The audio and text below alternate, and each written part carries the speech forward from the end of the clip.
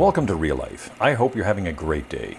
Today's episode is a spectator's view of the 1962 Cherry Festival Parade in Osoyoos, British Columbia at the intersection of 85th Street and Main Street. After World War II, rationing was slowly phased out in Canada. By 1948, life was pretty much back to normal and people were wanting to celebrate and put behind them the austerity of the war years. The Okanagan Valley began with small summer festivals. The many small towns took the initiative with local volunteers creating and organizing festivals to celebrate what they were good at, mainly orchards and recreation on the lakes. Kelowna had the regatta, Pentiction had their peach festival, Oliver had their Apricot Fundae, held on a Sunday, Grand Forks had their fall fair, and not to be outdone, Little Osoyoos, with a population of just 700 people, held their first cherry festival that year. By 1962, the Okanagan Valley became an increasingly important tourist destination after the completion of the floating bridge in Kelowna in 1958 and the completion of the Rogers Pass section of the Trans-Canada Highway in July 1962. This marked the beginning of the golden era of tourism in the valley. The valley was now far more accessible for tourists from Calgary and Vancouver. In the years following World War II, personal vehicle ownership had increased dramatically. Roadside motels and campgrounds sprouted up all along the Okanagan Valley, encouraging tourists to stay and visit. The details and names of the 1962 Cherry Festival organized by volunteers are lost to time. Perhaps some of the faces in the parade and audience may be recognized by you.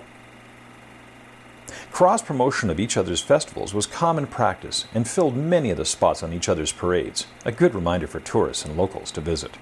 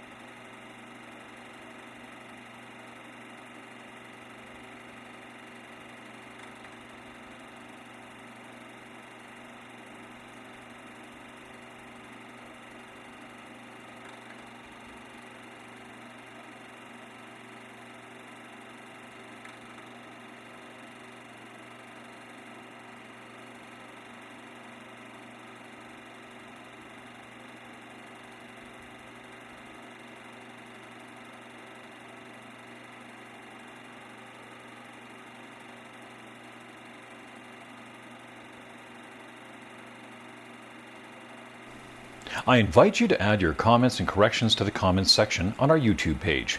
Crowdsourcing works. Nearly everyone has a specific knowledge on these various subject matters far beyond what any one person could possibly have. As always, please feel free to share these vintage films and videos. For licensing requirements, please contact me by email.